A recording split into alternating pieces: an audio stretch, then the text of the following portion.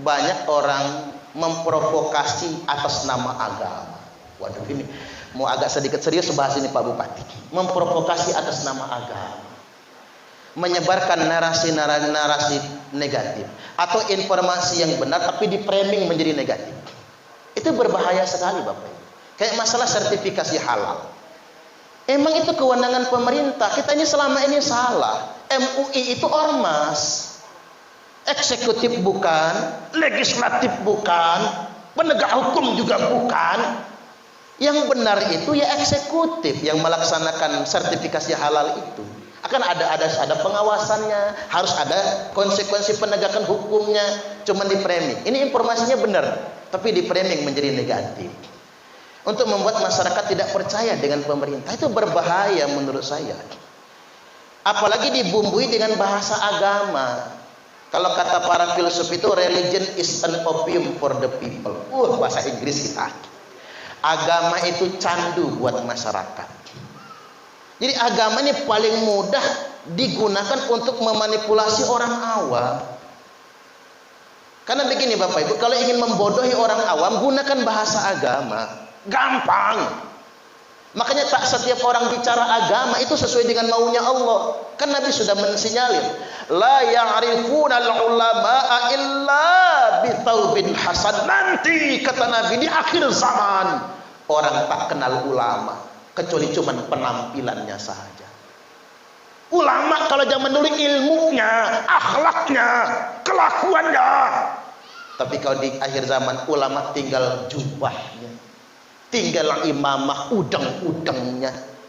Jubahnya ulama, bajunya gamis, pecinya udang-udang, tapi provokatif, ngajak musuhan, ngajak melawan negara, ngajak melawan pemerintah.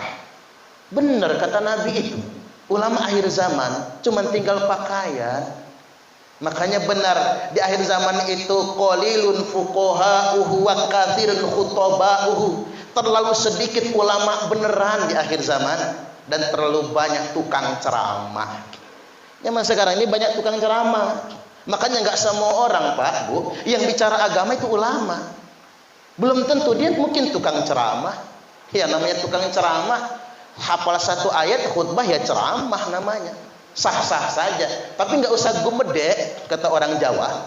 Nggak perlu songong, ingin diulamakan, ingin didorakan, seakan-akan orang mesti ikut kata dia. Kalau nggak sesuai dengan perkataan dia menentang Tuhan, itu sama saja dia sudah menuhankan dirinya sendiri. Dan paling bahaya lagi Bapak Ibu kalau wal yaminul kadzibah, dia sudah berdakwah dengan sumpah-sumpah palsu. Kan banyak tahun-tahun politik ya, lihat aja nanti banyak orang bersumpah mengangkat Quran di atas kepala, mubahalah, sumpah wallahi wallahi, demi Allah demi Allah. Nah, ini saya ingin kasih tahu ayatnya Bapak Ibu. Wala tuti' kulla hallafim mahin. Jangan sekali-kali jadi pengikut orang yang gampang sekali bersumpah. Karena orang yang mudah nyebut demi Allah, wallahi dia sedang berbohong. Bu, tak kasih tahu ya. Kalau orang nyebut demi Allahnya gampang, bohong. Makanya bapak-bapak itu kalau dikit-dikit ngomong demi Allah mah, papa nggak selingkuh, ketahuan lo ya. Saya kasih tahu Bu, karena begini aslinya Bu, kalau orang bertakwa itu nggak gampang nyebut demi Allah itu, karena takut banget Pak nyebut demi Allah itu, konsekuensinya berat. Walaupun kita itu jujur, nggak usah pakai demi Allah, cukuplah waktu dilantik sebagai bupati, waktu dilantik sebagai sekda, waktu dilantik sebagai camat, cukup itu demi Allahnya, atas nama Allahnya. Tapi ketika kita berkomunikasi sehari-hari jangan kayak pedagang di pasar, demi Allah modalnya 100.000, walaupun dia nggak bohong ya Bu, modalnya memang 100.000, tapi nggak perlu dia menggunakan kata demi Allah. Terlalu mudah mengucapkan itu, jadi nggak sakral lagi. Maka kata Allah, jangan pernah jadi followers, jangan pernah ikut-ikutan orang yang gampang bersumpah dan gampang mencela.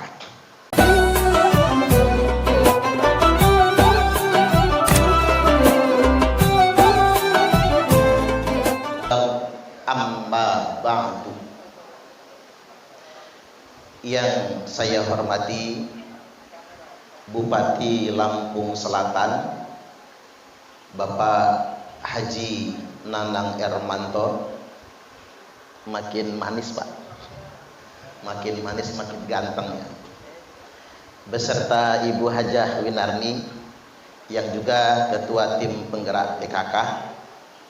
Semoga Pak Nanang dan Bu Win sehat selalu, panjang umur, jadi bupati lagi pada periode berikutnya.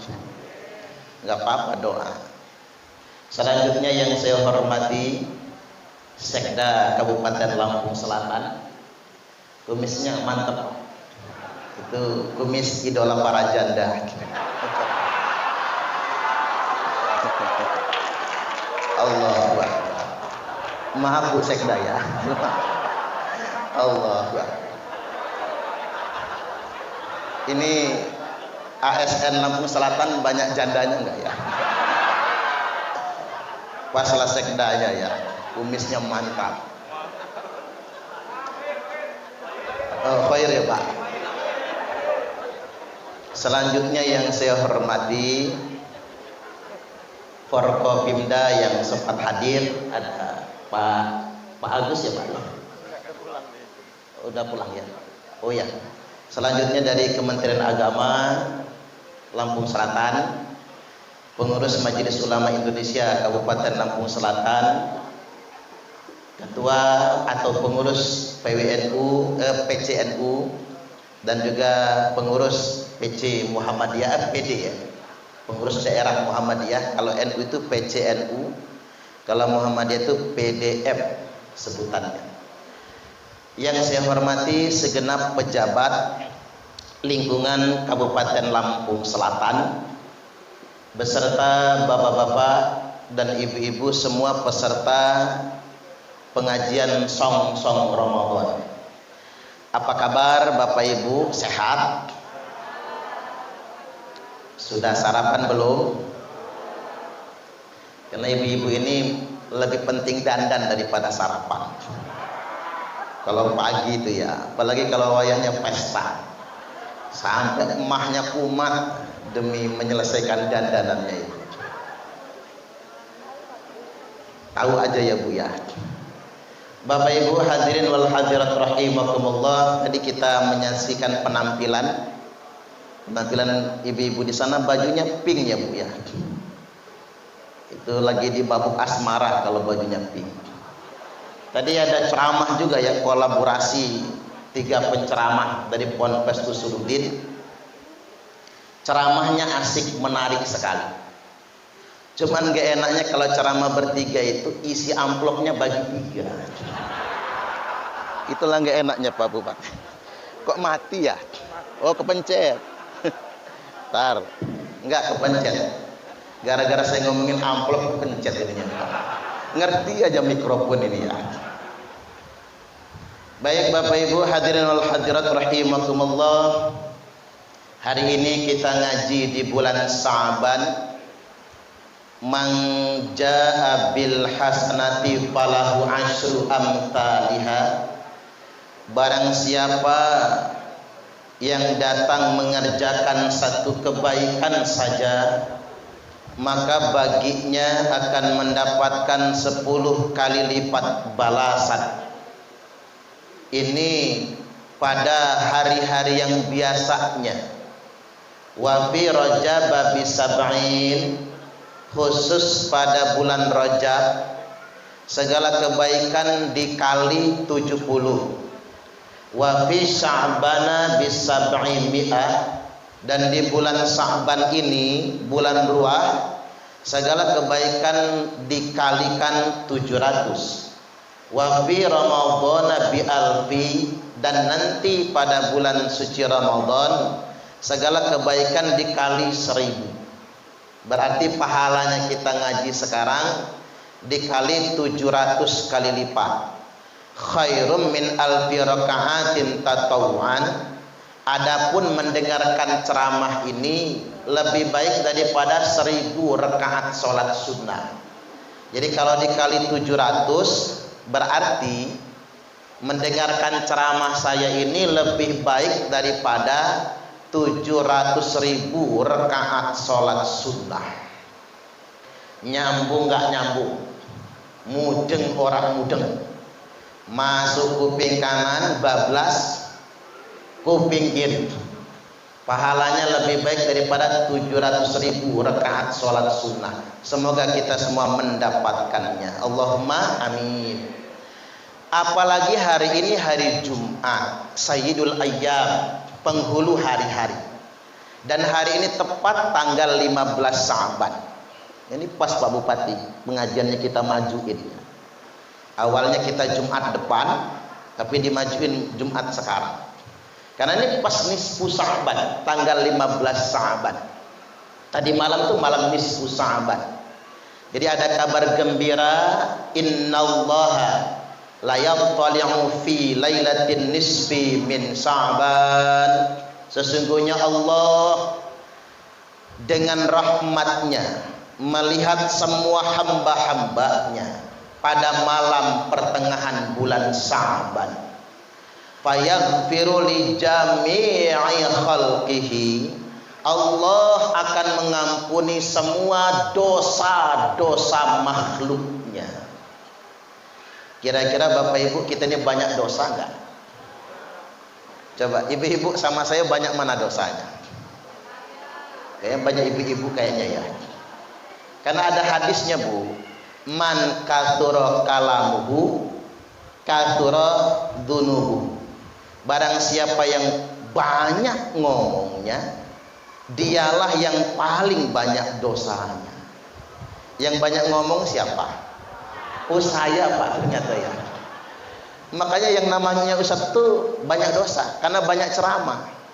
Pantas Pak Bupati nggak mau sambutan panjang-panjang ya, karena nggak mau banyak dosa.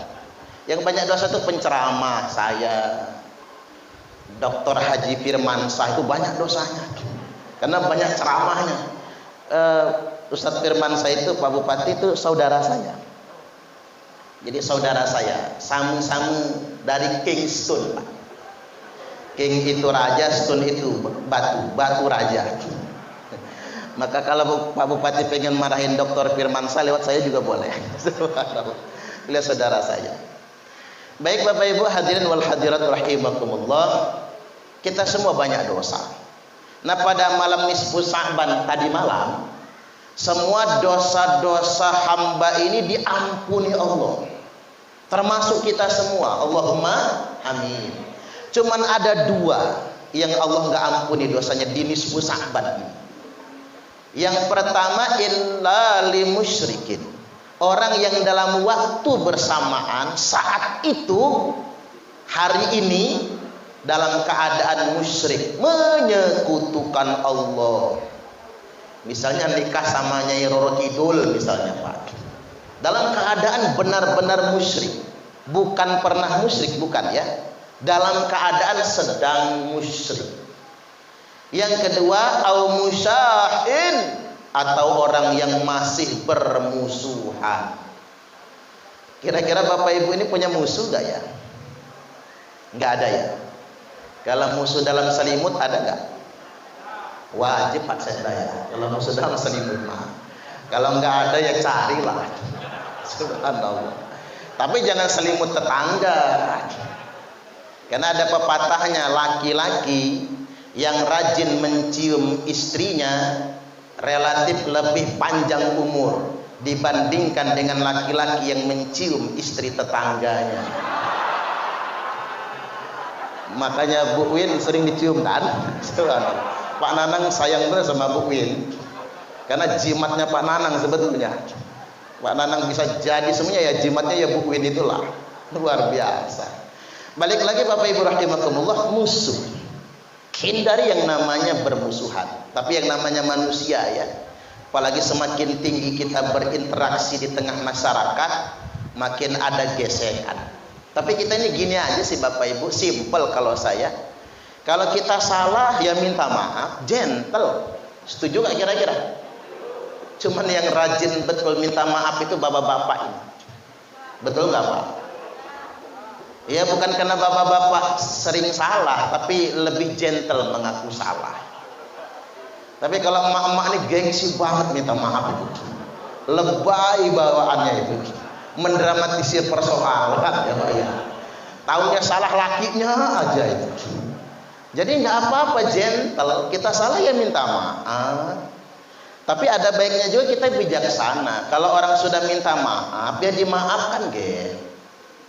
Wal 'afina 'anil nas, karena akhlak yang paling mulia itu adalah memaafkan kesalahan orang lain. Nah, ada pertanyaan, Ustaz, kalau orang sudah kita datangi, kita sudah minta maaf, dia nggak mau memaafkan gimana? Ya itu bukan lagi kewajiban kita. Kepencet lagi, ketinggian megangnya, kepencet lagi. Ya itu bukan lagi kewajiban kita. Tugas kita cuma minta maaf. Kita datang ke rumahnya, dia banting pintu, kita panggil, dia pura-pura budek, kita tersenyum, dia pura-pura nggak lihat, kita ajak jabat tangan, dia tarik tangan, ketemu di jalan papasan, dia minggir-minggir melipir masuk siring. Ya bukan salah kita lagi dong, kan sudah minta maaf, maka minta maaf. Kalau ketemu yang kayak gitu, Bapak Ibu belajar dari pertanyaan. Kalau monyet turun dari pohon, yang duluan palanya atau ekornya? Nah, ini main tebak-tebakan kita nih. Kalau monyet turun dari pohon, yang duluan palanya atau ekornya? Ada yang ngomong pala, ada yang ngomong ekor. Ini jawabannya saya kasih tahu ya. Kalau monyet turun dari pohon, yang duluan palanya atau ekornya? Pertanyaan ini jawabannya EGP. Emang gue pikirin, monyet kok dipikir? Artinya Bapak Ibu, kalau ketemu orang yang ngeyel banget ya, jadi ngotot, ngetet, ngeyel, merengkel, udah bebel bengal pula. Kita sudah bela-belain minta maaf, berdamai, dia nggak mau. Ingat kata Pak Parman, monyet turun dari pohon. Emang gue pikirin, udahlah EGP saja, jangan dibuat lebay.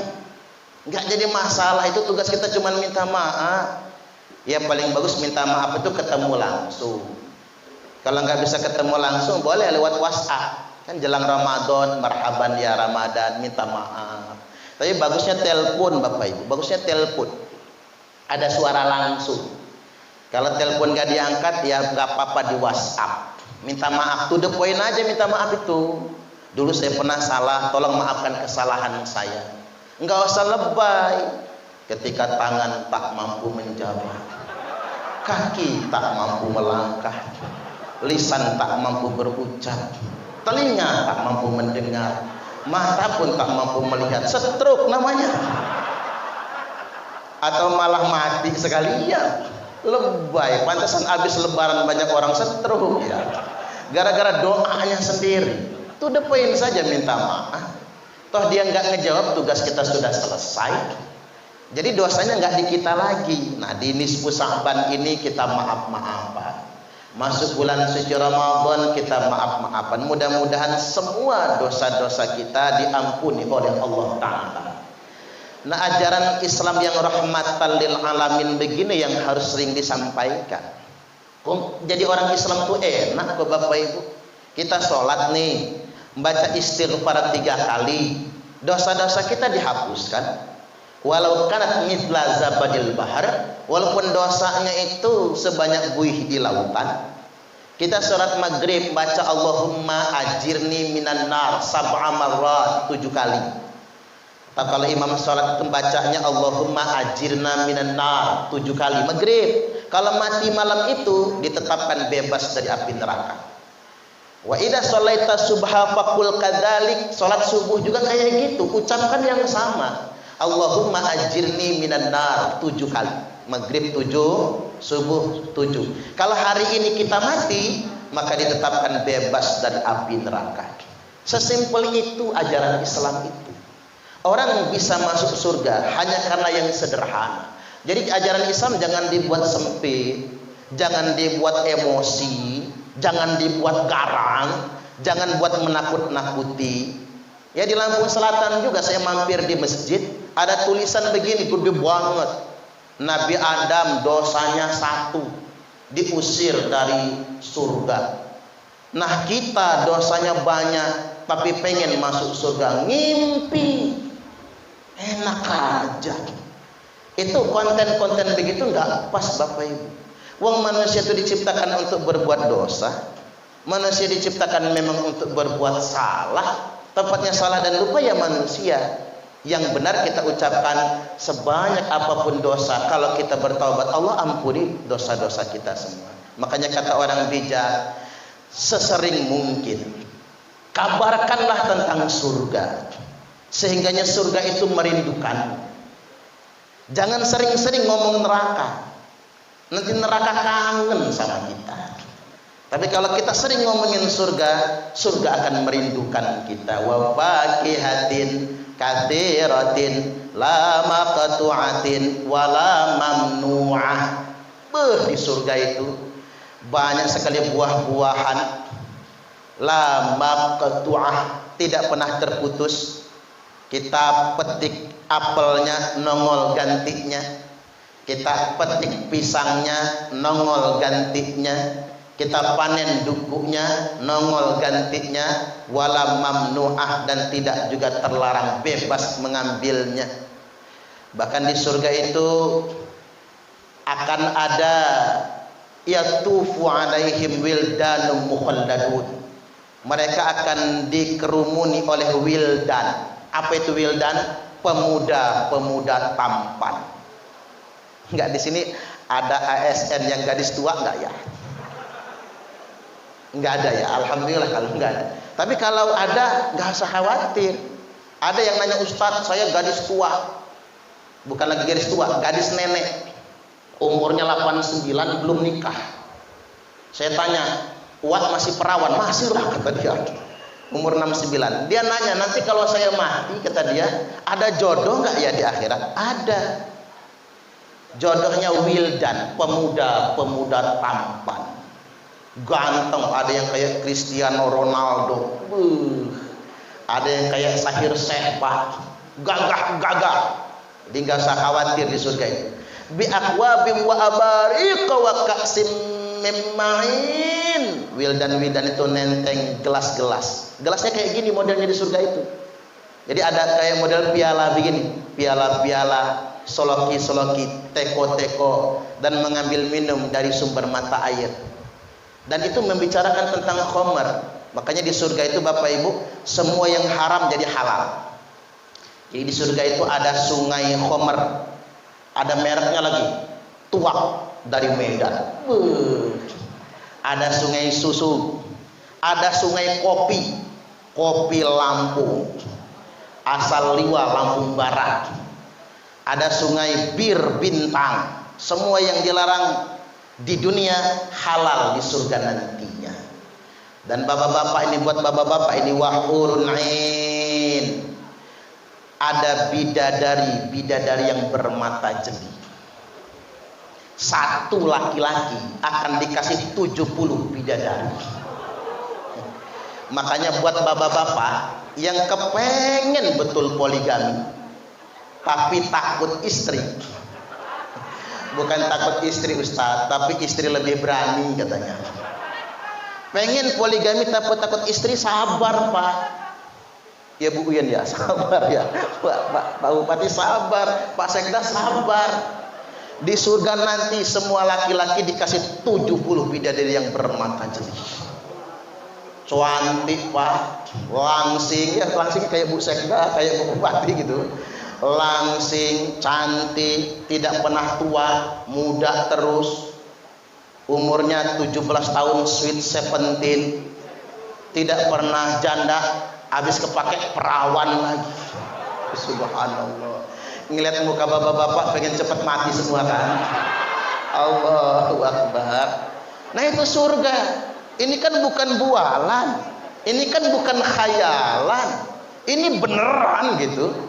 Jadi surga yang abadi, yang kekal itu semuanya ada di sana.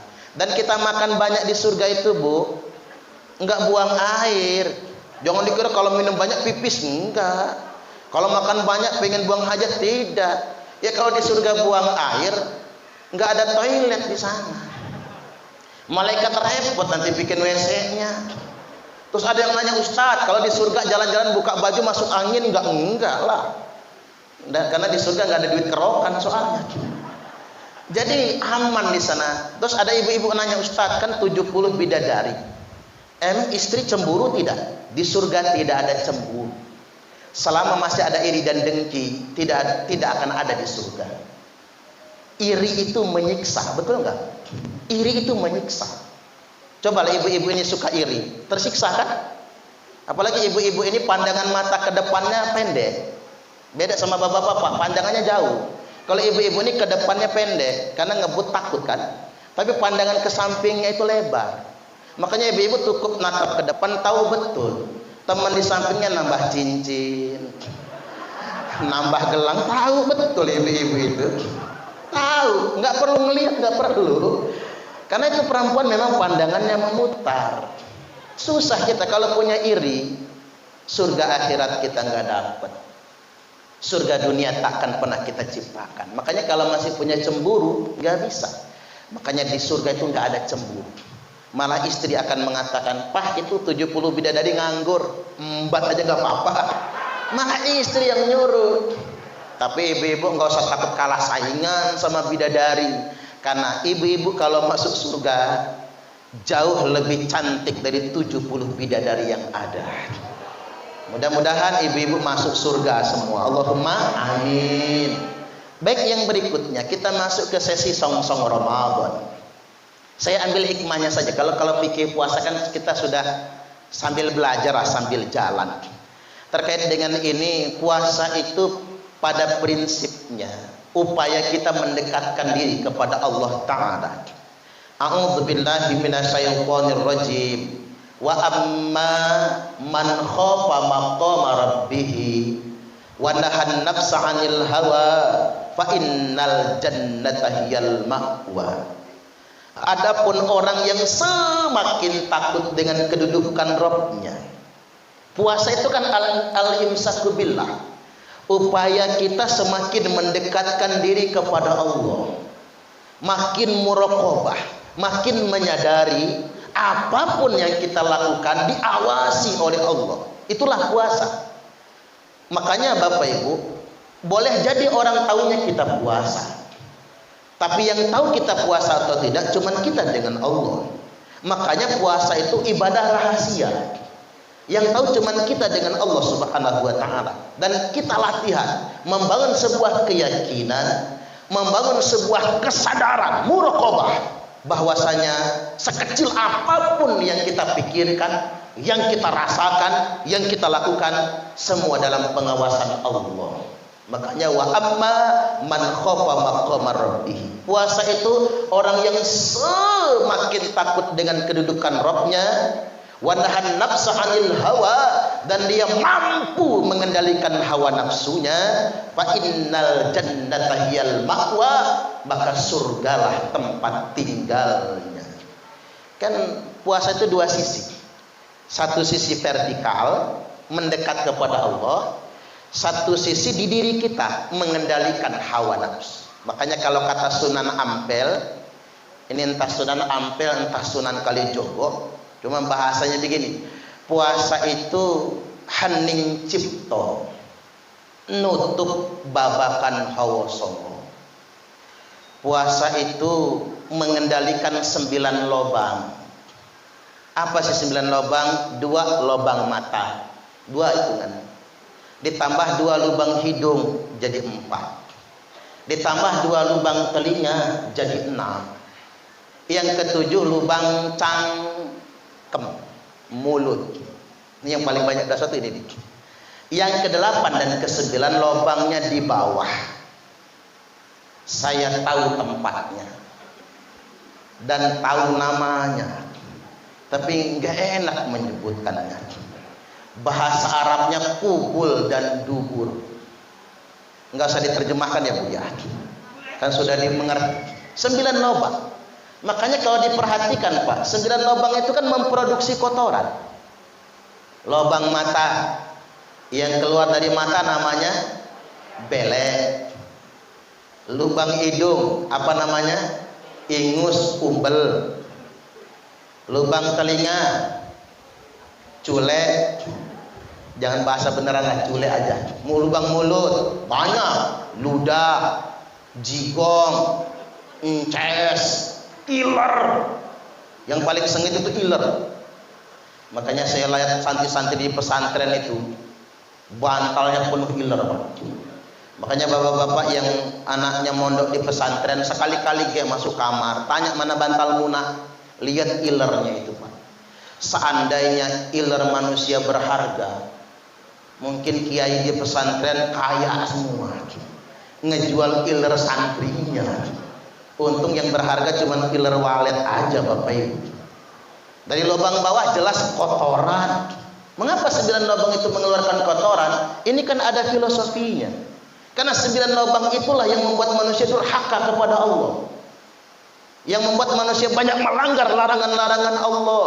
Maka puasa itu adalah mengendalikan 9 lubang. Mata, wa nadzara bi syahwatin, memandang dengan penuh syahwat. Ini dosa mata.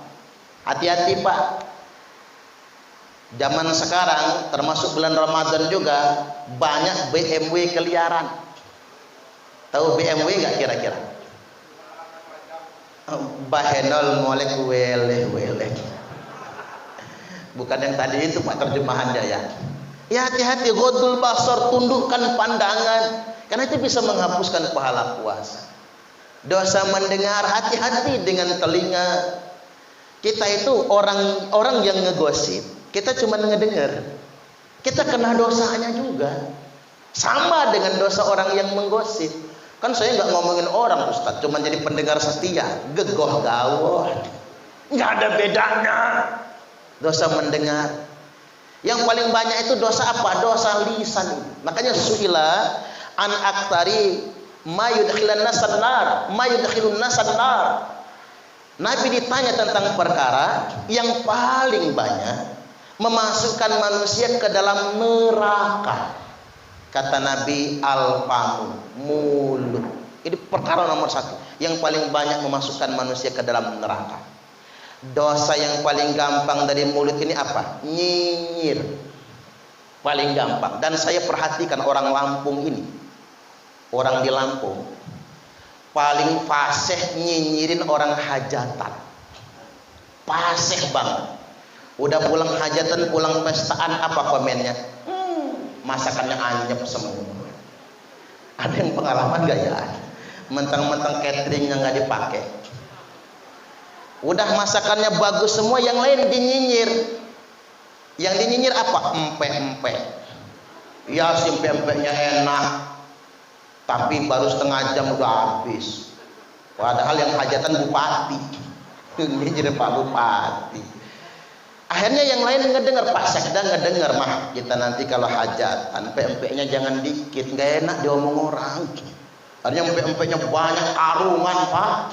Cukanya itu emberan itu. Apa beres dari omongan? Tidak. Iya sih empe-empenya banyak, dari pagi sampai malam gak habis, cuman gak ada rasanya. Cuman aci doang campur bawang putih. Cuman cukanya air campur kecap. Sadis omongan emak-emak tuh, Pak. Nyinyir. Akhirnya yang berikutnya hajatan, pejabat lain ngedengar. Kita nanti kalau hajatan biar nggak diomong orang, langsung pesan PMP dari Palembang. Bayar mahal nggak apa-apa. Pesan PMP dari Palembang, bayar mahal dari pagi sampai sore nggak habis-habis. Tapi apa berhenti orang ngomong? Tetap ngomong. Ya sih PMP-nya enak, cukanya mantap, sampai sore nggak habis-habis. Tapi yang nungguin pondokannya itu matanya melotot aja. Kayak nggak ikhlas kalau diambil. Apa sih Bu yang nggak bisa diomong di dunia ini? Semua jadi bahan. Ini dosa cangkem itu. Itu sih belum gibah sih Pak, masih nyinyir. Tapi kan dosa yang kayak gitu, nggak boleh. Nanti naik dari nyinyir apa? Jadi gibah. Gibah itu begini, membicarakan keburukan orang lain sesuai dengan fakta. Itu gibah namanya. Karena kalau nggak sesuai dengan fakta, itu namanya fitnah. Kan ada kaidahnya. Wal fitnatu asyaddu minal qatli. Fitnah lebih kejam daripada pembunuhan. Wal ghaibatu asyaddu minaz zina. Dan ghibah lebih kejam daripada berzina. Ghibah itu lebih kejam dari berzina. Maksudnya apa? Begini, hari ini ibu-ibu ngegosipin bu bupati, tapi nggak beneran kan? Bu ini umpama ngegosipin Bu Hajah Win. Besok tobat ini. Pengen bertobat, belum diterima tobatnya. Sebelum minta maaf sama Bu Win. Nah begitu tobat, mohon maaf Bu Win, saya kemarin ngegosipin ibu. Emang lo ngegosipin gua apaan? Tak omongin matanya belok, padahal enggak ya, fitnah. Matanya belok, kemudian alis matanya tebel, hidungnya melar misalnya, badannya gembrot misalnya. Fitnah, bukannya dimaafin malah kena jitak sekalian. Kita ini ada unsur begini Pak, mau minta maaf sama orang yang kita gosip itu nggak sanggup. Makanya Bapak Ibu, kalau orang berzina, hari ini dia berzina, besok dia taubat, cash tunai, dosa zinanya langsung diampuni oleh Allah. Tapi jangan dicobain ya Pak. Jadi bapak-bapak jajal, pergi ke pemandangan, mati. Kalau kata orang Lampung apa mati bange katanya. Hati-hati, jangan mati bange, selesai perkara. Jadi saya nggak tanggung jawab. Cuman maksud saya begini, dosa kita pada Allah selesai di bertobat. Tapi dosa kita menggosip manusia belum diampuni sebelum kita minta maaf. Tapi untungnya orang Indonesia ini nggak usah ngaku pernah berbuat salah. Kalau sudah berjabat tangan dan saling memaafkan, maka berguguran dosa-dosa. Allahumma amin. Naik lagi Bapak Ibu, ini yang lebih berbahaya lagi. Kalau kita ngomongnya tidak sesuai dengan fakta, itu namanya fitnah. Nah ini bahayanya. Wal fitnatu asyaddu minal qatli, dan karena fitnah lebih kejam dari pembunuhan. Ini fitnah sekarang itu masif. Lewat, nah habis.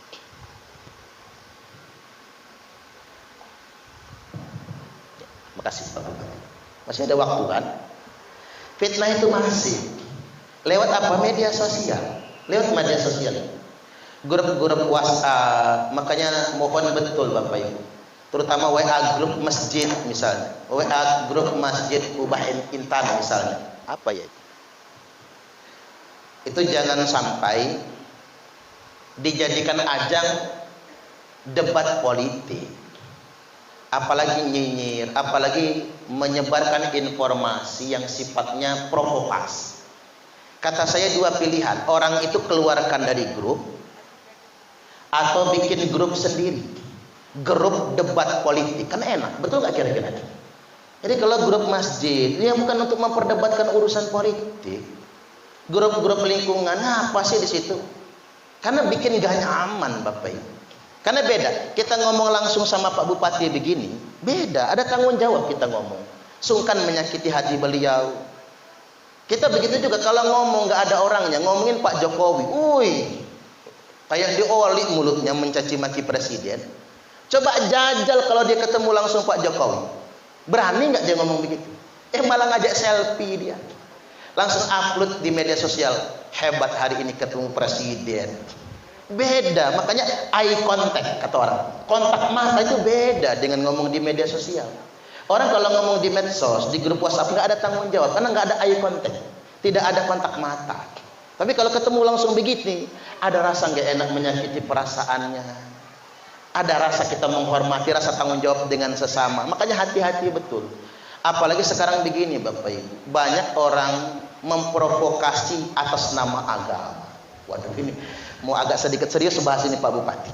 Memprovokasi atas nama agama, menyebarkan narasi-narasi negatif atau informasi yang benar tapi di framing menjadi negatif. Itu berbahaya sekali Bapak Ibu. Kayak masalah sertifikasi halal. Emang itu kewenangan pemerintah. Kita ini selama ini salah. MUI itu ormas, eksekutif bukan, legislatif bukan. penegak hukum juga bukan. Yang benar itu ya eksekutif yang melaksanakan sertifikasi halal itu. Akan ada pengawasannya, harus ada konsekuensi penegakan hukumnya. Cuman di framing. Ini informasinya benar, tapi di framing menjadi negatif. Untuk membuat masyarakat tidak percaya dengan pemerintah itu berbahaya menurut saya. Apalagi dibumbui dengan bahasa agama. Kalau kata para filsuf itu religion is an opium for the people. Bahasa Inggris kita. Agama itu candu buat masyarakat. Jadi agama ini paling mudah digunakan untuk memanipulasi orang awam. Karena begini Bapak Ibu, kalau ingin membodohi orang awam, gunakan bahasa agama. Gampang. Makanya tak setiap orang bicara agama itu sesuai dengan maunya Allah. Kan Nabi sudah mensinyalir, la ya'rifuna al-ulama'a illa bitaubin hasan. Nanti kata Nabi di akhir zaman orang tak kenal ulama kecuali cuman penampilannya saja. Ulama kalau zaman dulu ilmunya, akhlaknya, kelakuannya. Tapi kalau di akhir zaman ulama tinggal jubahnya, tinggal imamah udang-udangnya. Jubahnya ulama, bajunya gamis, pecinya udang-udang, tapi provokatif, ngajak musuhan, ngajak melawan negara, ngajak melawan pemerintah. Benar kata Nabi itu, ulama akhir zaman cuman tinggal pakaian. Makanya benar di akhir zaman itu qalilun fuqaha'uhu wa katsirun khutaba'uhu. Terlalu sedikit ulama beneran di akhir zaman dan terlalu banyak tukang ceramah. Zaman sekarang ini banyak tukang ceramah. Makanya nggak semua orang Pak Bu yang bicara agama itu ulama. Belum tentu dia mungkin tukang ceramah. Ya namanya tukang ceramah, hafal satu ayat khutbah ya ceramah namanya. Sah-sah saja, tapi nggak usah gumedek kata orang Jawa. Nggak perlu songong, ingin diulamakan, ingin didorakan, seakan-akan orang mesti ikut kata dia. Kalau nggak sesuai dengan perkataan dia menentang Tuhan, itu sama saja dia sudah menuhankan dirinya sendiri. Dan paling bahaya lagi Bapak Ibu kalau wal yaminul kadzibah, dia sudah berdakwah dengan sumpah-sumpah palsu. Kan banyak tahun-tahun politik ya, lihat aja nanti banyak orang bersumpah mengangkat Quran di atas kepala, mubahalah, sumpah wallahi wallahi, demi Allah demi Allah. Nah, ini saya ingin kasih tahu ayatnya Bapak Ibu. Wala tuti' kulla hallafim mahin. Jangan sekali-kali jadi pengikut orang yang gampang sekali bersumpah. Karena orang yang mudah nyebut demi Allah, wallahi dia sedang berbohong. Bu, tak kasih tahu ya. Kalau orang nyebut demi Allahnya gampang, bohong. Makanya bapak-bapak itu kalau dikit-dikit ngomong demi Allah mah, papa nggak selingkuh, ketahuan lo ya. Saya kasih tahu Bu, karena begini aslinya Bu, kalau orang bertakwa itu nggak gampang nyebut demi Allah itu, karena takut banget Pak nyebut demi Allah itu, konsekuensinya berat. Walaupun kita itu jujur, nggak usah pakai demi Allah, cukuplah waktu dilantik sebagai bupati, waktu dilantik sebagai sekda, waktu dilantik sebagai camat, cukup itu demi Allahnya, atas nama Allahnya. Tapi ketika kita berkomunikasi sehari-hari jangan kayak pedagang di pasar, demi Allah modalnya 100.000, walaupun dia nggak bohong ya Bu, modalnya memang 100.000, tapi nggak perlu dia menggunakan kata demi Allah. Terlalu mudah mengucapkan itu, jadi nggak sakral lagi. Maka kata Allah, jangan pernah jadi followers, jangan pernah ikut-ikutan orang yang gampang bersumpah dan gampang mencela. Karena memang tanda dia sedang berdusta. Zaman sekarang ini agak mencemaskan. Walaupun begini, tugas pemerintah itu berat. Karena ada namimah. Apa itu namimah? Ada orang yang adu domba, provokator. Ada aja provokatornya. Provokator ini Pak Bupati dua macam. Ada provokator orang yang memang dari luar, ada provokator orang yang memang orang dari dalam kita sendiri. Saya ambil contoh yang terbaru itu Bapak Ibu. Saifuddin Ibrahim, viral ya Pak ya, Saifuddin Ibrahim, dia non Islam kan, tidak perlu nyebut namanya karena nama agamanya, karena agama tempat dia berasal tidak juga begitu kan. Jadi jangan sampai kita membenturkan antar agama nanti Pak, jangan. Saifuddin Ibrahim barusan ini dia buat pernyataan apa? Kata dia naik haji itu mubazir. Kalau saya jadi menteri agama, saya nggak bolehin naik haji ke Mekah. Ini kan provokator. Kemudian dia ngomong ada 300 ayat Al-Quran yang harus dihapus. Dan pesantren itu sarang teroris. Nah orang ini kan bikin beban Bapak Ibu. Orang ini berbicara, pertama dia bukan muslim. Salah betul dia ngomong begitu. Ini karena ini saya upload di YouTube buat aparat penegak hukum, tangkap saja orang itu. Daripada membuat keresahan, ini provokasi namanya kan, tangkap saja itu.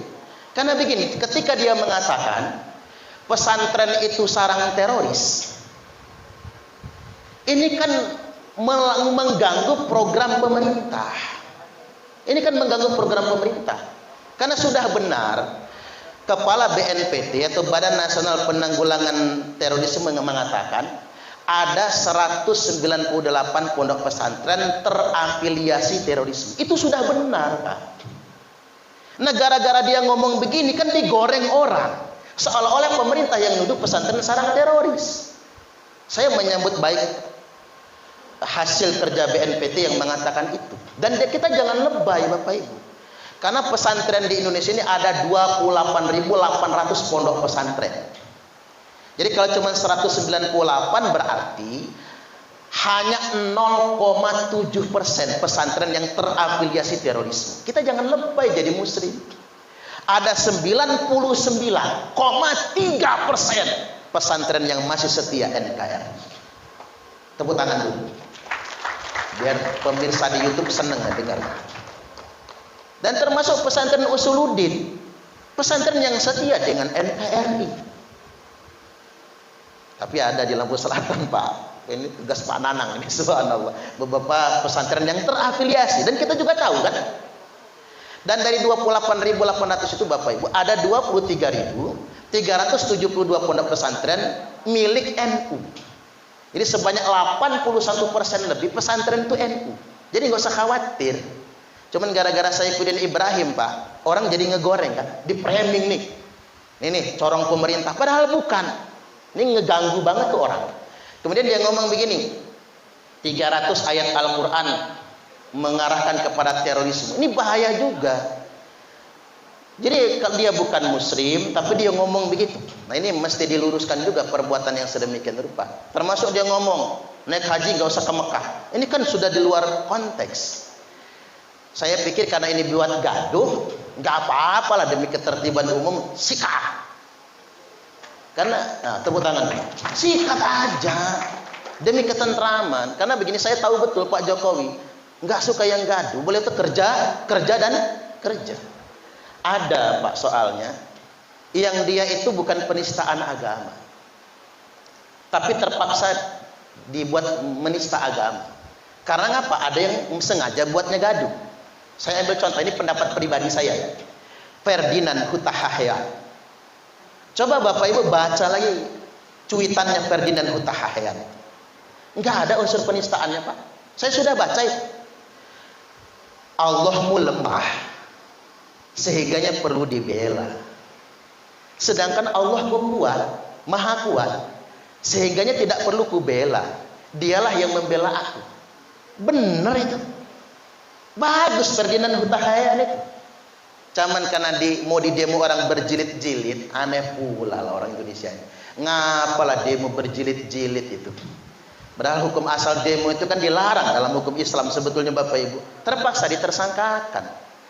Walaupun mungkin polisi berpikirnya begini, ya sudahlah, biar pengadilan saja yang membuktikan dia benar atau salah. Tapi menurut saya begini, gara-gara framing media sosial, kadang-kadang sangat mempengaruhi sekali kinerja pemerintah. Ya mudah-mudahan si Saifuddin Ibrahim tersebut segera minta maaf. Jangan sampai membuat kegaduhan, jangan sampai ada benturan antar agama dan lain sebagainya nanti, dan ada penegakan hukum yang jelas akan itu semua. Nah Bapak Ibu, saya ingin masuk kepada yang terpenting betul. terkait dengan penggunaan bahasa agama untuk melawan pemerintah yang sah. Kalau kata Ali Imran, orang itu 2 menit bisa jadi teroris. Gimana caranya? Begini contohnya. Mereka ajukan pertanyaan, Pak. Bapak Ibu milih Al-Quran atau pilih Pancasila? Saya sambil minum. Coba jawab, ibu-ibu aja lah. Bu, milih Al-Quran atau Pancasila? Tuh kan Pak Bupati milih Al-Quran kan? Milih Al-Quran. Al-Quran dong. Milih bela Islam atau bela NKRI? Islam dong. Milih taat sama Allah atau taat sama Pak Bupati? Allah dong. Kan begitu, milih taat sama Allah atau taat sama pemerintah. Kalau taat sama Allah, Allah punya surga. Kalau taat sama pemerintah, pemerintah manusia biasa. Itu pertanyaan. Milih Pancasila atau Quran? Milih Quran. Milih bela Islam atau bela NKRI? Bela Islam. Milih taat pemerintah atau taat Allah? Taat Allah. 2 menit jadi teroris semua. Benar, 2 menit jadi teroris. Nah itulah Pak, kalau pengen tahu, semua orang bisa direkrut dari teroris. Camat bisa, oknum anggota polisi banyak. Saya kemarin ketemu Sufyan Sauri, komandan batalion IJI, mantan anggota polisi itu Bapak Ibu. Bisa. Polwan yang hampir ngebom di Bandara Juanda Surabaya. Karena pertanyaannya begitu, milih Quran atau Pancasila? Quran. Milih bela negara atau bela NKRI atau bela Islam? Islam. Taat Allah atau taat sama pemerintah? Taat Allah. Karena itu pertanyaan jebakan. Jawabannya bukan itu Bapak Ibu. Dan itu bukan pilihan. Sama kayak orang nanya begini, milih berbakti sama orang tua atau milih taat sama Allah? Jawaban yang benar, berbakti pada orang tua adalah implementasi ketaatan kepada Allah. Susah kalau Bu Uin mau saya tanya, Bu, Ibu milih taat sama suami atau taat sama Allah? Jawaban yang benar, taat kepada suami merupakan perintah Allah Subhanahu wa taala. Bela negara, bela NKRI adalah ajaran Islam. Taat pemerintah adalah implementasi hierarki ketaatan kepada Allah. Atiullaha wa atiur rasul wa ulil amri minkum. Taatilah Allah, taatilah Rasul dan pemerintah yang ada di antara kalian semua. Mengapa ini satu rangkaian? Karena kata Nabi, orang yang taat pada pemerintah sama saja dia taat kepada Allah dan taat kepada Rasulullah. Orang yang melawan pemerintah maka sama saja dia melawan kepada Allah dan melawan kepada Rasulullah. Ini kan sebetulnya begitu Bapak Ibu. Nah kalau orang awam Pak nggak bisa ngejawab, ya jadi dah 2 menit aja jadi teroris. Habis itu direkrut, baru dibina, ditarbiyah, baru kemudian diiadat Pak Bupati, diajarin tempuh. Dan itu yang terjadi sebetulnya. Makanya hati-hati buat kita semua. Saya masuk ke doktrin taat kepada pemerintah. Ada yang nanya sama saya, Ustaz, ada nggak satu saja dalil yang memperbolehkan kita ini melawan pemerintah yang sah? Jawabannya Bapak Ibu, tidak ada satupun dalil dalam Quran dan hadis yang membolehkan melawan pemerintah yang sah. Justru luar biasa larangannya. Bunyi hadisnya begini, man khala'a yadan min ta'atin, barang siapa yang melepaskan tangannya dari ketaatan kepada pemerintah yang sah, laqiyallaha yaumal qiyamati la hujjatalahu, dia akan ketemu Allah pada hari kiamat nanti tanpa hujah sama sekali, tanpa alasan. Begini Pak kabarnya, kalau maksiat yang lain Allah terima alasannya. Ngapa kamu maling? 3 hari nggak kebeli beras, ya Allah. Allah dengar alasannya di akhirat nanti. Ngapa kamu berzina? Bini saya merantau ke Arab, ya Allah. Udah 3 tahun nggak pulang-pulang dia. Ngempet rasanya. Ya masalah alasannya diterima atau enggak urusan Allah ya Pak. Cuman hujah didengar. Tapi ada satu maksiat yang Allah tak mau dengar alasannya. Apa itu? melawan pemerintah yang sah. Wa man mata walaysa fi unuqi bai'atun mata mitatan jahiliyah. Barang siapa yang mati dan saat dia mati itu dalam keadaan melawan pemerintah yang sah, maka matinya mati jahiliyah. Alih-alih mati sangit, malah matinya mati, alih-alih mati sahid, malah mati sangit dan mati jahiliyah. Saya punya satu konten khusus bedah ini Bapak Ibu. Semua orang yang nuduh pemerintah zalim, ingat dalam tanda kutip nuduh pemerintah zalim. Semua orang yang nuduh pemerintah zalim, lalu dengan alasan itu dia membangkang kepada pemerintah, lalu dia mati, maka matinya mati jahiliyah. Ini hadis Sahih Bukhari Muslim ini. Hati-hati, ya namanya pemerintah nggak ada yang sempurna. Apa ada pemerintah yang sempurna? Dari zaman Pak Soekarno sampai zaman sekarang. Yang lebih geli lagi orang ngomong begini, enak zaman Pak Harto. Geli saya ngedengarnya. Zaman Pak Harto, Pak, di kampung saya Bapak Ibu, listrik aja belum masuk. Jadi nyetel TV pakai aki, yang punya TV cuman Pak Kadus. Begitu lagi senang-senangnya nonton film, dimatiin TV anak sama anaknya Pak Kadus. Akinya habis kata dia. Bubar kita pulang, TV-nya dihidupin lagi. Kita ngintip dari lubang-lubang itu ya. Penasaran, film belum selesai. Orang terkaya di kampung saya cuma satu, punya motor trail. Yang kayaknya sedang cuma satu juga, punya motor L2 Super. Cuman itu Bapak Ibu. Yang lain sepeda aja nggak punya. Orang Indonesia ini sebetulnya bukan miskin, mentalnya yang miskin. Coba mana ada orang yang nggak punya Android sekarang? Android mahal-mahal. Ibu-ibu ini rajin selfie. Kalau selfie mulutnya pengot, jarinya begini. Jadikan aku yang kedua. Allahu Akbar. Jalan-jalan ke Menara Sigur, upload. Jalan-jalan ke kampung Vietnam, upload. Makan di Begadang, upload. Dibilang melarat marah, nggak dapat BLT ngamuk-ngamuk. Allahu Akbar. Jadi balik lagi Bapak Ibu, nggak ada pemerintah yang sempurna. Masih lanjut ya Pak? Nggak apa-apa ya. Nah saya ingin masuk ke teroris. Karena ingin mengklarifikasi Saifuddin Ibrahim itu ya. Terorisme tidak terkait dengan ajaran agama manapun. Setuju gak kira-kira? Tidak ada satupun terorisme, tidak ada satupun agama yang mengajarkan terorisme. Tapi bahwasanya para pelaku teror alias teroris itu mendompleng ajaran agama, iya. Biasanya yang dia dompleng kelompok agama mayoritas. Kalau mayoritas masyarakat muslim, terorisnya beragama Islam. Coba di Papua, karena mayoritas beragama Kristen, OPM terorisnya beragama Kristen. Di India ada Hindu radikal. Kemarin 25 Desember 2021, kelompok Hindu radikal menyerang gereja jemaat yang sedang ibadah Natal.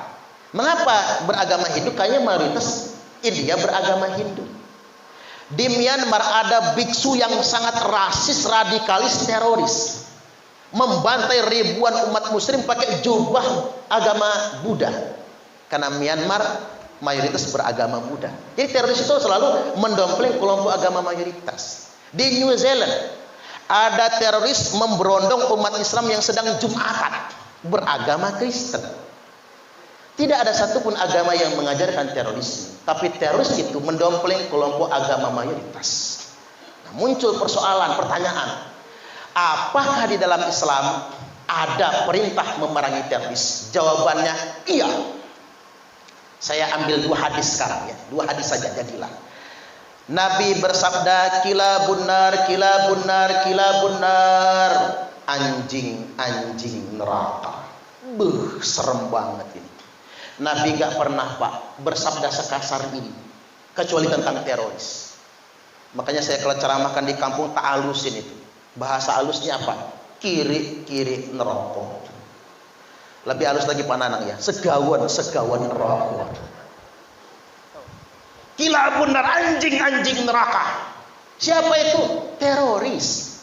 syarru qatla tahta adimis sama, sejelek-jeleknya kematian di bawah kolong langit ini mati sebagai teroris.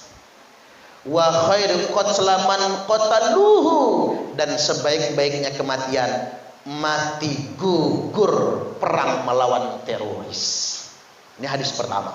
Hadis kedua, Nabi bersabda, yakhruju qaumun min ummati, akan keluar sekelompok orang di tengah-tengah umatku, yaqra'unal Qur'an, mereka semua fasih membaca Al-Qur'an. Jadi jangan heran Pak Camat, kalau di wilayah Pak Camat nanti kok orang itu fasih baca Quran, kok ditangkap Densus gitu. Jangan heran, kayak kejadian di Metro. Dia orangnya alim, Pak Bupati, alim soleh, dia punya kebun, dia tanamin sayuran, dibagi-bagiin sama tetangga kalau panen, nggak pernah dia jual. Orang kan heran. Kemudian dia ternak bebek potong, kalau sudah panen dibagiin tangga sekampung. Ya senang semua lah. Anak muda pengen pestaan bakar bebek gitu, dibagi gratis sama dia. Kerjaan orang ini cuma ngajar ngaji. 3 tahun sudah tinggal di sana, pas digerebek Densus 88 ada 6 bom di dalam kamarnya. Begitu cek rekeningnya, sumber pendanaannya dari luar negeri. Kaya orang ini, punya uang miliaran. Tampangnya kalem. Kalau kata orang Palembang, waluyo, wajah lugu ati buayo. Ada waluyo nggak di sini Pak? Nah, ya kalau namanya waluyo nggak apa-apa lah. Wajah lugu ati buayo. Style sehingga salah-salah malaikat. Tapi Bapak Ibu dalamnya kan nggak ada yang tahu. Yang ikut langsung pemeriksa itu camatnya loh. Kan Densus ngajak camat, ayo Pak Camat saksikan. Dilihat penggeledahan, kaget, nggak ada yang nyangka sekampung itu Bapak Ibu.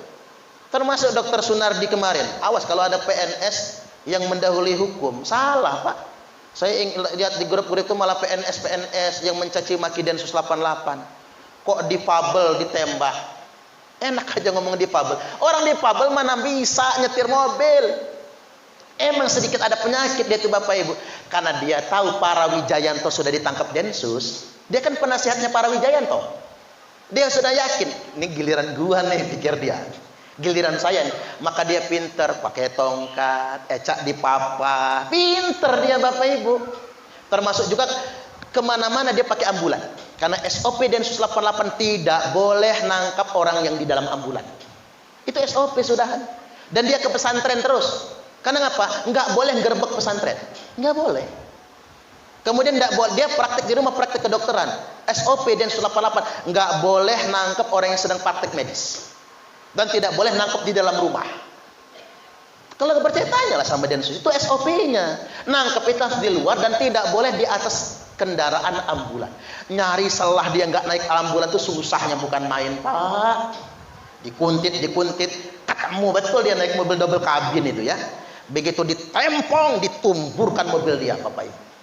Anggota naik ke kabin belakang, dizigzag mobil biar anggota jatuh. Akhirnya dilumpuhkan. Yang ingin dilumpuhkan bawah sebetulnya. Cuma nasib dia aja yang mati. Jadi jangan terframing begitu. Makanya saya buat pernyataan, yang membela teroris berarti dia bagian dari teroris itu sendiri. Hati-hati dengan ini semua. Ada indikasi, minimal ada indikasi dia menyetujui ideologi terorisme. Hati-hati. Jadi jangan tertipu dengan penampilan. Ini hadis. Saya ulang lagi baca hadisnya. Yakhruju qaumun min ummati, akan keluar sekelompok orang di tengah-tengah umatku. Yaqra'unal Qur'an, mereka semua fasih membaca Al-Qur'an. Laisa qira'atukum ila qira'atihim bisyai, di mana bacaan Quran kalian tidak ada apa-apanya dibandingkan dengan bacaan Quran mereka. Pak. Bacaan Quran kita enggak ada apa-apanya dibandingkan dengan bacaan Quran mereka. Wala salatukum ila salatihim bisyai, salat kalian tidak ada apa-apanya dibandingkan dengan salat mereka. Mereka tuh kalau zaman dulu salat tahajud 4 juz bacaan Qur'annya, 4 juz. Kalau kita mah gempor. Tarawih yang 23 rakaat aja banyak yang nyerah sekarang ini. Mereka salat rajin sekali. Wala siyamukum ila siyamihim bisyai, puasa kalian tidak ada apa-apanya dibandingkan dengan puasa mereka. Yahkiru ahadukum amalahu min amalihim, salah seorang di antara kalian pasti minder kalau membandingkan amalnya sendiri dengan amal mereka. Saya minder, bapak-bapak minder, ibu-ibu minder kalau bandingin sama mereka. Rajinan mereka daripada kita tahajudnya. Tapi jangan pernah minder, kata Nabi. Apa perintahnya? Fa idza kharaju faqatuluhum. Apabila mereka sudah keluar, perangi mereka. Tsumma idza kharaju faqatuluhum. Sungguh apabila mereka sudah keluar, perangi mereka. Tsumma idza kharaju faqatuluhum. Sungguh apabila mereka sudah keluar, perangi mereka. Fatuba liman qatalahum, fatuba liman qatalahum, fatuba liman qatalahum. Beruntunglah yang berani memerangi mereka. Beruntunglah yang berani memerangi mereka. Fa inna fi qatlihim ajran liman qatalahu yaumal qiyamah. Karena sesungguhnya memerangi khawarij, memerangi terorisme pahalanya sangat besar bagi yang memeranginya pada hari kiamat nanti. Masih dikit lagi nih Bapak Ibu, biar tuntas. Terus sekarang khilafah, mereka jualan khilafah. Saya ingin kasih tahu sama Bapak Ibu, cara ngedebatnya ya Pak Camat, nanti siapalah, Babinsa, Babin Kaptip, Mas Pak Lurah, kasih tahu cara ngedebatnya. Tidak ada satupun perintahnya di dalam Quran dan hadis yang memerintahkan menegakkan khilafah. Keren banget argumentasi. Pasti mereka nggak bisa nunjukin. Profesor Dr.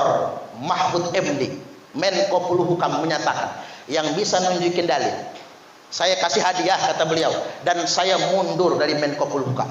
Satu aja perintah menegakkan khilafah. Udah yang berani menyambutnya, karena memang nggak ada dalilnya. Makanya beruntunglah Pak kita di NU dan Muhammadiyah. Karena itu gudangnya ulama itu ya di NU dan Muhammadiyah lah. Ngapain sih ikut-ikutan yang nyumput-nyumput itu? Kan aneh-aneh itu. Sudahlah ikutin yang ada aja. Ulama kita tuh hebat-hebat semua kok. Nggak ada dalilnya menegakkan khilafah itu. Cuman masyarakat awam dimanipulasi dengan mimpi-mimpi khilafah. Padahal cuma mimpi-mimpi mereka saja. Nah yang berikutnya nih, bendera hitam. Ini tak tegasin lagi bendera hitam. Kedepannya kalau bisa yang demo-demo pakai bendera hitam itu selesaikan aja. Betul. Kebohongan terbesar Indonesia abad sekarang adalah adanya istilah bendera tauhid. Coba, sejak kapan ada bendera tauhid? Lama kita mondok nggak ketemu istilah bendera tauhid. Ini bohong, ini manipulasi. Mengapa mereka katakan bendera tauhid? Nanti biar kalau brimo, polisi membubarkan demo, nyita bendera hitam, mereka mengatakan apa? Polisi menyita bendera tauhid. Udah ketahuan lah tujuannya apa. Makanya kalau di Aceh Bapak Ibu sudah keluar fatwanya Pak, haram hukumnya menulis kalimat tauhid di topi, di peci, di baju, termasuk di bendera. Karena su'ul adab kepada kalimat tauhid, enggak boleh. Mohon maaf kalau ada bapak-bapak pakai peci la ilaha illallah, sebaiknya jangan. Karena itu ada kalimat tauhid. Iya kalau masih di kepala, kalau masuk toilet, apalagi di baju ya Bu, dicuci masuk toilet. Ketemu bini malas diinjek-injek nyucinya. Apalagi di laundry kan, nggak ketahuan gimana cara nyucinya. Termasuk mohon maaf ini sering liontin kalung. Sebetulnya nggak pas pakai lafaz Allah. Karena nggak boleh masuk toilet. Kalau ibu-ibu kebelet di SPBU mampir toilet, begitu masuk kalungnya harus dilepas. Rantainya 100 gram, liontinnya 50 gram. Lepas taruh di depan. Begitu keluar toilet, kalung gua mana ya? Sudah ada yang mengamankannya. Makanya pada lafaz Allah, mending nama suami yang dituliskan di liontin. Nanangku sayang. Keren Pak Bupati. Ini banyak orang nggak paham. Oke, saya bacakan hadisnya sekarang. Idza ra'aitumur rayatis sud, apabila kalian semua melihat bendera hitam dikibarkan. Ingat menyebutnya sekarang bukan bendera tauhid, bendera hitam. Apabila kalian semua melihat bendera hitam dikibarkan, falzamul arda wala tuharriku aydiyakum wala arjulakum. Tetaplah di bumi kalian masing-masing. Jangan gerakkan tangan kalian, jangan gerakkan kaki kalian. Jangan ikut-ikutan mereka. Karena mereka itu kelompok bendera hitam palsu. Qulubuhum kazuburil hadid. Hati mereka itu keras sekali, kerasnya bagaikan baja. saking kerasnya, nggak bisa diingatkan, nggak bisa diceramahi, ngotot, ngetet, ngeyel, merengkel. Ada yang nanya sama saya, Ustadz, emang ada kelompok bendera hitam beneran? Ada. Nanti kalau Dajjal sudah muncul, ada pasukan Imam Mahdi. Nah, pasukan Imam Mahdi perang melawan Dajjal pakai tanda bendera hitam. Dajjal akan muncul kalau sudah terjadi kemarau 3 tahun berturut-turut. Ini hujan masih turun ya Pak? Alhamdulillah, Dajjal masih tangeh. Kalau itu terjadi tidak ada satupun daun hijau. Selama masih ada daun hijau, Dajjal belum muncul. Selama belum muncul, Imam Mahdi belum memimpin pasukan. Selama Imam Mahdi belum memimpin pasukan, semua yang pakai bendera hitam adalah bendera hitam palsu. HTI, ISIS, Al-Qaeda, JI, JAD, JAT, apapun namanya, itu kelompok bendera hitam palsu. Baik, turun lagi kita. Yang terakhir, jangan terlalu galak ngajinya Bu ya. Galak dikit-dikit aja. Yang terakhir Bapak Ibu, ntar lagi kita song-song Ramadan. Ada baiknya kita maaf-maafan, suami minta maaf sama istri minta maaf sama suami, kita minta maaf sama Pak Bupati, Pak Bupati minta maaf dengan kita semua, satu sama lainnya. Karena kita ini semakin sering berinteraksi, mungkin kita saling menyakiti satu sama lainnya. Ibu-ibu sungkem duluan ya Bu, mau masuk Ramadan itu sama suami. Karena perempuan itu Bu paling gampang masuk surga, paling gampang masuk neraka. Kalau ibu-ibu pengen masuk surga, taat sama suami. Tapi kalau ibu-ibu pengen masuk neraka, ngelawanlah sama suami. Suami lagi tidur Bu, sepak palanya. Gratis masuk nerakanya itu. Tapi bapak-bapak juga jangan arogan sama istri Pak. Jadilah suami yang bijaksana.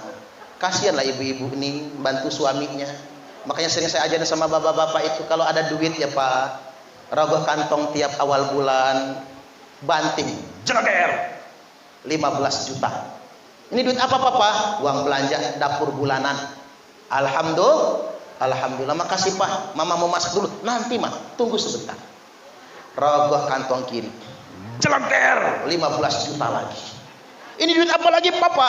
Bonus buat mamah ke mall. 15 juta uang dapur, 15 juta bonus buat istrinya jajan dan jalan-jalan. 30 juta. Setuju nggak Bu? Ngimpi judul langit. Tapi kalau ada Pak, nggak apa-apa. Suami yang baik itu yang membahagiakan istrinya. Benar kalau kata orang di media sosial, ingin istrinya taat, ajarin. Setuju nggak Bu? Ingin istrinya baik, contohin. Ingin istrinya tenang, nafkahin. Ingin istrinya cantik, modalin. Nah, tepuk tangan gak apa-apa. Cantik itu mahal bro. Jadi bapak-bapak sayang istri. Dan terakhir Bapak Ibu, berbakti kepada orang tua. Ya, puasa Ramadan kita nggak diterima Pak. Ba'uda man adraka walidayhi aw ahadahuma. Celakalah orang yang menjumpai kedua orang tuanya. Salah satu ada dua-duanya, tapi dia tidak sempat berbakti kepada orang tuanya. Ridha Allah fi ridhal walidain. Ridha Allah ada pada ridho kedua orang tua. Pernah nggak Bapak Ibu melihat Allah tertawa? Pernahkah melihat Allah tersenyum? Kalau kita ingin melihat Allah tertawa dan tersenyum, buatlah orang tua tertawa dan tersenyum. Karena sama saja kita sudah membuat Allah tertawa dan tersenyum. Saya ngomong begini karena saya masih punya ibu Pak. Uma kalau kata Jemugan, masih ada Uma. Uma saya berkata, cuman Uma saya ini nggak bisa bahasa Indonesia, bisanya bahasa Inggris. Ame anak lemah, Uma dek dena minta.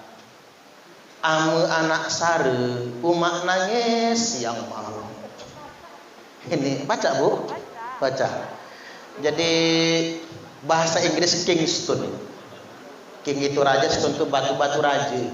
Nah, saya terjemahkan karena banyak orang Lampung belum paham bahasa ini. Ame anak lemah, umat dek nak minta. Kalau anaknya senang, anaknya kaya, ibu nggak pengen minta. Betul nggak kira-kira?